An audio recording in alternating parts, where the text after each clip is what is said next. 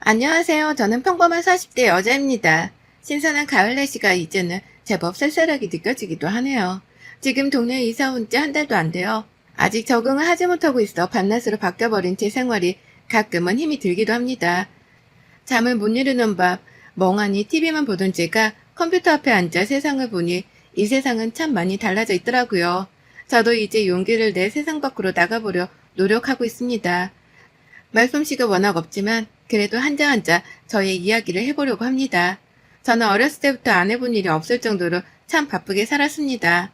부모님이 일찍 돌아가셨던지라 2명의 동생들의 학비를 모아야 했고 안 해본 일이 없을 정도로 악착같이 살았습니다. 그렇게 아둥바둥 살다 보니 어느새 저는 참 나이가 많이 들어갔고 부모님도 안 계시고 책임져야 하는 동생들도 있어 일찌감치 결혼을 포기하고 살았어요. 동생들은 이제야 많이 커서 누나와 언니 인생 살라고 말해주지만 저는 아직 동생들을 떠나기가 참 많은 힘이 들더라고요. 한동안은 제 팔자는 왜 이렇게 쉽지 않나 싶어서 밤에는 술로 지새운 적도 많았습니다. 그게 제 낙이기도 했죠.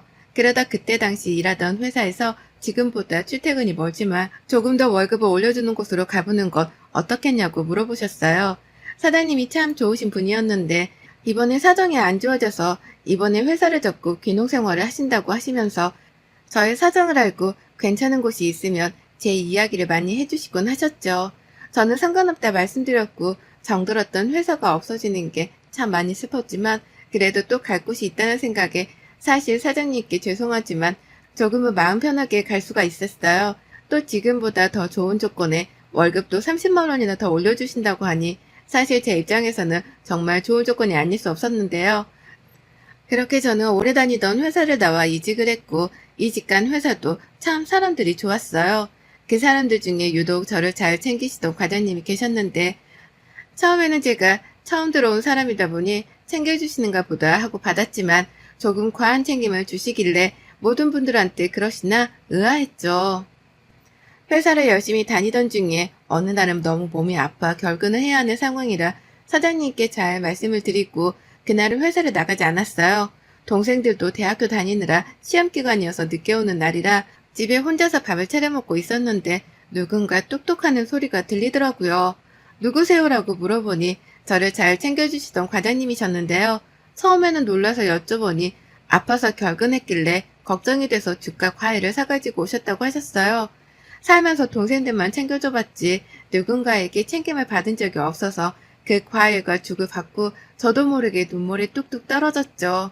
과장님은 그런 절 보시더니 정말 걱정돼서 왔는데 미안하다고 오버한 것 같다고 말씀을 해주셨어요.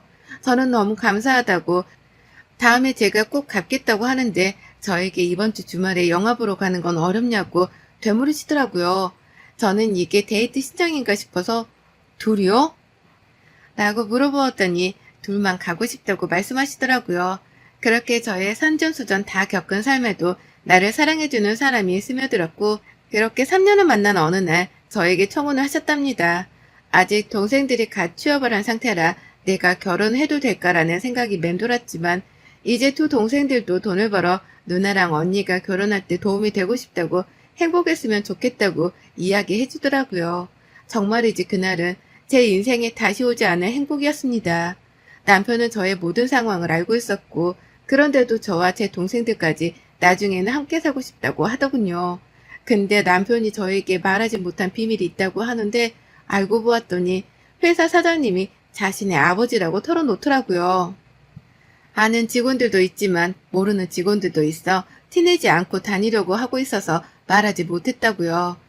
저는 많이 놀랐지만 그래도 내심 남편이 사장님 아들이라고 하니 기분은 좋더라고요. 그렇게 우리는 결혼을 했고 시댁에서 구해주신 신혼집으로 들어갔어요. 그 신혼집은 시댁과 불과 5분도 안 되는 거리에 위치해 있는 곳이지만 그래도 얻어주신 거라 정말 감사하게 들어갔죠. 저의 행복한 생활은 이제야 시작되는 것 같았어요.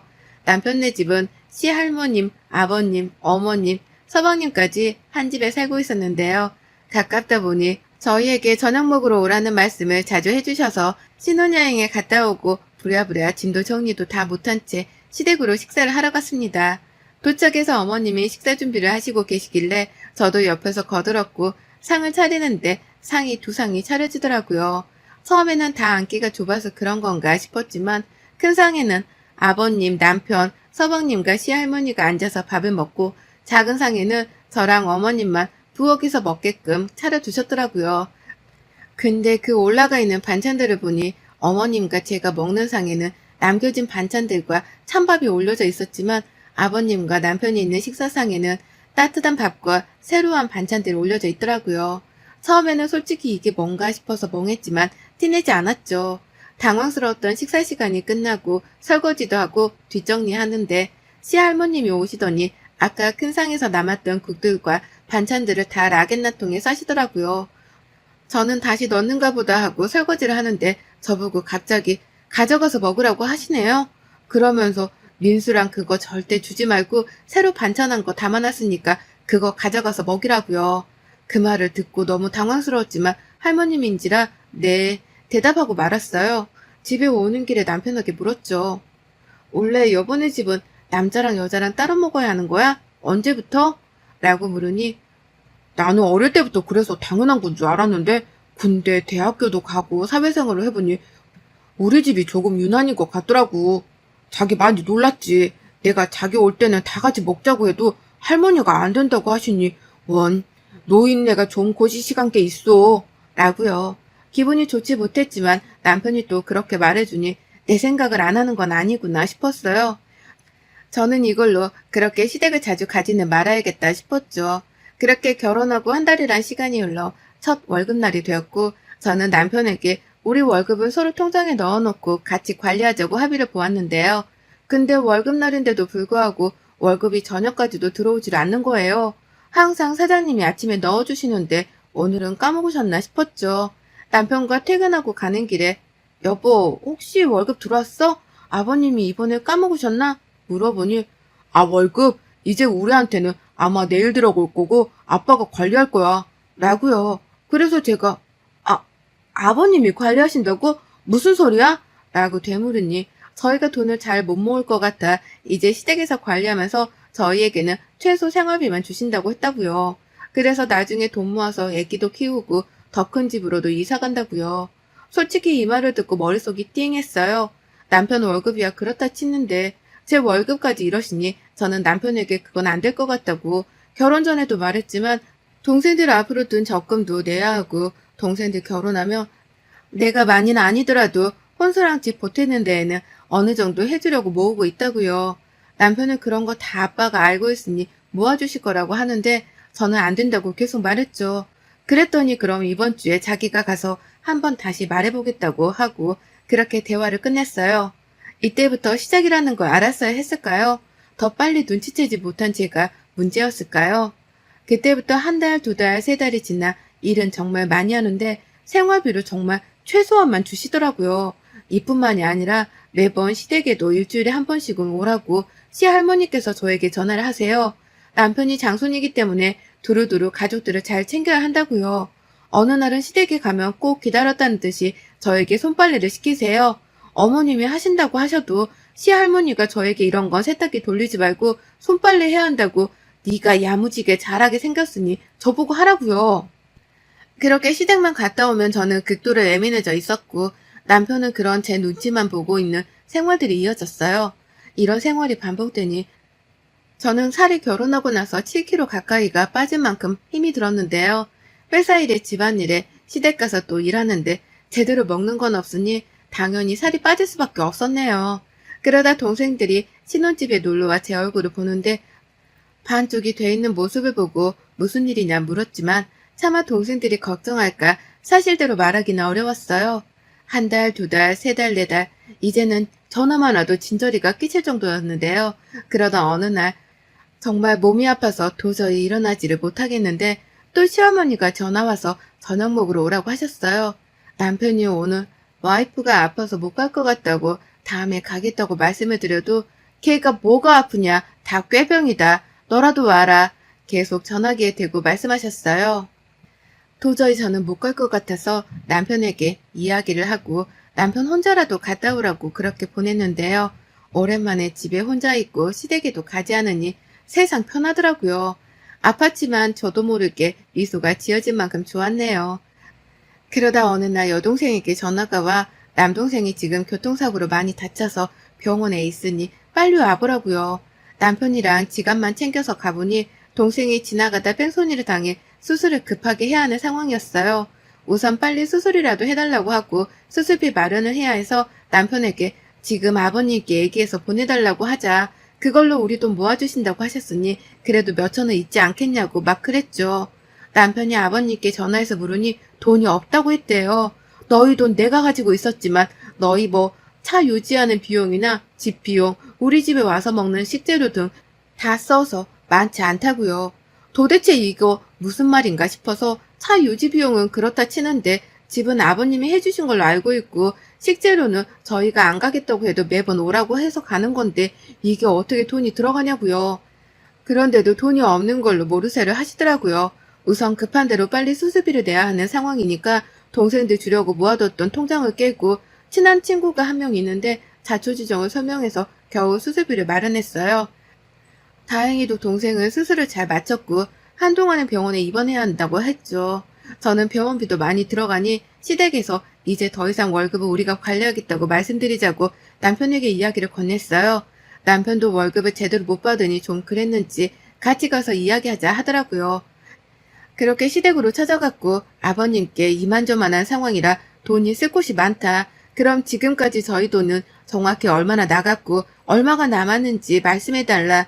그럼 그 얼마가 남은 것만이라도 주시고 월급은 앞으로 그냥 저희에게 넣어달라고요. 이 얘기를 들으시더니 아버님께서 버럭 화를 내시면서 너희 나를 못 믿냐고 시할머니랑 둘이 계속 소리만 고래고래 지르셨어요. 남편은 일한 만큼 돈을 받아가는 건데 왜 돈을 이것밖에 안 주냐면서 따지는데 한 번도 안 따지던 아들과 손자가 따지니 또 할 말이 없으신지 가만히 계시더라고요. 우선 알겠다고 하시고 다음 달부터 원래대로 월급을 넣어주신다고 약속하셨어요. 그렇게 저는 일단락 되는 줄 알았고 동생이 재활치료까지 받아야 하는 상황이라 매일 회사 끝나고 병원에 가고 동생 챙기고 집안일, 회사일 하느라 하루가 어떻게 가는지도 모를 정도로 열심히 살았어요. 그러다 보니 시댁이 조금 소홀했다고 생각하셨는지 시할머니께서는 또 불티나게 저에게 전화를 걸어 집으로 당장 오라고 하시더군요. 남편이랑 곧바로 찾아뵈었고 시할머니는 오자마자 남편을 와락 안으시면서 우리 장수 너무 보고 싶은데 안 와서 이 할미가 얼마나 서운하든지 하면서 앉으라고 하더군요. 저에게는 너는 빨리 가서 애미나 도와. 애미가 너가 안 오니까 혼자 푸은 일을 다 하더라. 라고요. 여전하시구나. 생각하면서 그렇게 또 열심히 밥을 차리고 과일까지 내오고 치우고 있는데 저보고 웬일인지 시할머니께서 물으시네요. 너희 동생은 좀 어떠냐? 아, 전보다 많이 좋아져서 지금은 재활치료를 꾸준히 받고 있어요. 뭐 재활? 그거 돈 많이 들어가는 거 아니냐? 그렇긴 한데 일상생활로 돌아가기 위해서는 꼭 필요하기도 해서요. 라고 했죠. 그랬더니 시할머니 입에서 나오는 소리가 제가 가지고 있던 이성의 끈을 놓게 만들었어요. 네 동생은 왜 싸돌아다녀서 그러냐? 그렇게 살 거면? 이러면서 뒤에 말이 죽는 게 더 낫지. 이렇게 나지막히 속삭이시는 거예요. 처음엔 제 도기를 의심해서 할머님 지금 뭐라고 말씀하신 거예요? 라고 물으니 자기는 아무 말도 안 했다 이러면서 부엌에서 나가시려고 하시길래 다시 한번 되물었어요. 지금 저랑 이야기하시다가 동생 얘기하면서 죽는 게 낫다고 나지막히 속삭이지 않으셨어요? 너는 귀도 팍다 참 이러시는 거예요. 원래 이기적인 분인 것도 알고 그렇게 배려나 마음 씀씀이가 없는 것도 알고 있었는데 노망이 나신 것도 아니면서 저런 말을 하시니 저는 결혼하고 처음 시댁에서 큰 소리를 낼 수밖에 없었어요. 아니 할머님, 손주가 저렇게 사고를 당해도 죽는 게 낫다고 하실 거세요? 노망이 나신 것도 아니고 어떻게 그런 말씀을 하세요? 라고 했더니 시할머님은 얘가 자기한테 대든다면서 갑자기 눈물바람을 뽑더라고요. 저는 있는 그대로 남편과 시부모님 앞에서 말씀을 드렸고 시아버지는 노인네가 한 말 가지고 뭘 그리 욱하냐고 되려 말씀하시더라고요. 저는 설거지하던 장갑을 던지면서 그릇도 하나 깨먹었어요. 그랬더니 시댁에서는 이제 난리가 난 거예요. 시할머님은 여자가 잘못 돌아서 그랬다느니 너 또아이가 지금 우리 집에 와서 가르치려 드냐면서 소리를 고래고래 지르셨어요. 그대로 가방만 들고 나와 무작정 택시를 타고 예전 제가 살던 집으로 갔어요. 너무 충격적이고 이 마음을 어떻게 진정시켜야 할지 도무지 모르겠더라고요. 지금까지 제가 받아왔던 서름들이 한 번에 밀려오면서 이혼을 하더라도 이대로 가만히 있으면 안 되겠다 싶었어요. 저는 그 뒤로 시아버지가 제대로 월급을 주지 못한 내역까지 뽑고 제 이야기와 시댁 이야기를 A4 용지 한 장에 써내려 갔죠. 그렇게 만반의 준비를 끝마친 저는 먼저 회사에 가장 먼저 출근해 회사 곳곳에 제가 쓴 글들을 올려놓기 시작했어요. 그리고 노인정부터 시작해 그 동네의 시댁 식구들이 자주 가는 곳에 모두 다 저희 이야기를 꽂아놓기 시작했고 그 시체를 까발리기 위해서 온갖 수단을 가리지 않았죠.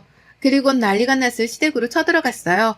저를 보자마자 고래고래 소리를 지르는 시댁 앞에서 지금까지 제가 결혼해서 거의 일주일에 5일 동안은 시댁 가서 설거지하고 손빨래하고 집안일하고 회사에서는 아침부터 저녁까지 풀타임으로 근무를 하면서도 고작 50만 원도 안 되는 돈으로 산 이야기까지요.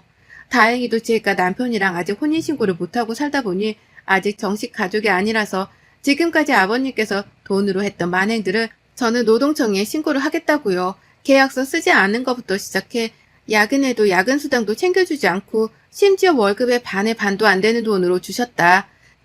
신고해서 내가 받는 돈이 없더라도 회사에 돌아오는 타격은 심할 거라고 또박또박 말했어요. 그제서야 달려온 남편에게도 똑똑히 말했어요. 혼인신고도 안 했지만 더 이상 함께하지 말자고요.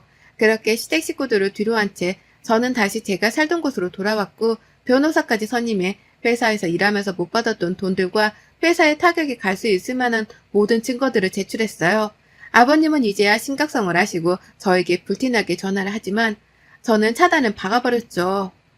상종조차 하고 싶지 않았거든요. 남아있는 어머님이 불쌍하긴 하지만 저도 살고 봐야겠는지라 어머님께도 바보같이 살지 마시고 떠나시라고 말씀드렸어요. 정말 떠나실지는 모르겠지만요. 소송은 오래 걸리겠지만 지금까지 제가 받아온 노동 착취에 비하면 이런 불편한 경험들은 아무것도 아니라고 생각이 들었거든요. 그렇게 소송을 진행했고 그때마다 불리해지는 건 시댁 쪽이었어요. 그렇게 끝나지 않을 것 같았던 소송이 끝나고 저는 생각보다 많은 금액을 받지 못했지만 지금까지 제가 일한 정도의 비용은 받을 수 있었어요. 혼인신고는 비록 하지 않았지만 반년 동안의 사실혼이다 보니 그런 것들이 재판에서는 잘 반영되지 않은 것 같았어요. 변호사님 말씀을 들으면 그렇더라고요. 그래도 제가 일한 만큼의 돈은 받아서 다행이었죠. 또 회사는 아마 제가 노동청에 고발했기 때문에 조사와 함께 과태료가 많이 부과된다고 하시네요. 그렇게 저는 지옥 같았던 시댁과의 전쟁을 끝내고 동생들과 다시 새로운 삶을 살아가고 있답니다. 그 뒤로 남편과 시댁은 들리는 소문에는 그 동네를 떠났다고 해요. 회사도 직원들을 대거로 그만두고 좋지 못한 소문까지 들리니 접을 수밖에 없었고요. 시할머님은 소송하던 중에 대장에서 악성 종양이 발견돼 수술을 하셨다고 합니다. 나이가 원래도 많으셨지만 동네에 매일 돌아다니시다가 이제 자기가 잘못한 일들이 낱낱이 밝혀지니 아무도 대꾸를 안 해줬겠죠. 그래서 스트레스를 받아서 그런 병을 얻으신 건지 들리는 소문에는 그런 이야기들이 무성하더라고요. 그리고 저와 남편은 그렇게 헤어졌어요. 이혼이라고 말하기에는 혼인신고도 하지 않고 반년도 채 못 살았기 때문에 너무 거창한 단어 같더라고요. 제 삶에 행복을 준 사람이라 잊지는 못할 것 같아요. 마지막에 저에게 자기가 조금씩 모아두었던 돈을 동생과 행복하게 살라고 내밀더라고요. 처음에는 받지 않겠다고 거절했지만 자기네 부모님들과 할머니는 너에게 진심 어린 사과를 하지 않을 거라는 걸 알기 때문에 못난 자기가 대신 사과한다고 꼭 받아달라고요. 많은 돈은 아니었지만 1,000만 원이라는 돈이 모여 있었더라고요. 남편도 일하면서 아버님에게 월급을 제대로 못 받은 것 같더라고요. 그냥 다 자기가 알아서 하니까 걱정하지 말라면서 그렇게 안심시켰겠죠. 그리고 정작 아버님은 남편 월급줄 돈으로 꾸준히 도박을 해오셨더라고요. 참, 자기 아들 월급을 저러고 싶었던 건지 부모라는 작자들이 어떻게 저럴 수 있었는지 싶더라고요. 남편도 많이 불쌍한 사람이지만 왜 이런 말 있잖아요. 남의 집 가장 빼오는 거 아니라고요. 그 말이 지금 딱 맞아 들어가더라고요. 그렇게 저는 짧았던 결혼 생활을 뒤로한 채 지금은 제 삶을 즐기며 살고 있어요. 결혼 전에는 무조건 앞만 보고 살았던 생활이 지금은 여유도 찾고 동생들과 여행도 좀 다니고 제가 베이킹 하는 걸 굉장히 좋아하는데 지금 이사 온 동네에서 조그마한 빵집과 카페를 차려서 하려고 준비 중이에요. 참 제 인생은 늘 기구하다고 생각했지만 또 결혼하고 다시 돌아보니 평범하게 사는 것이 가장 힘들다는 걸 알았네요. 여러분들도 즐기면서 꼭 사시기를 바랍니다. 여러분의 생각은 댓글로 남겨주세요. 오늘도 시청해주셔서 정말 감사합니다.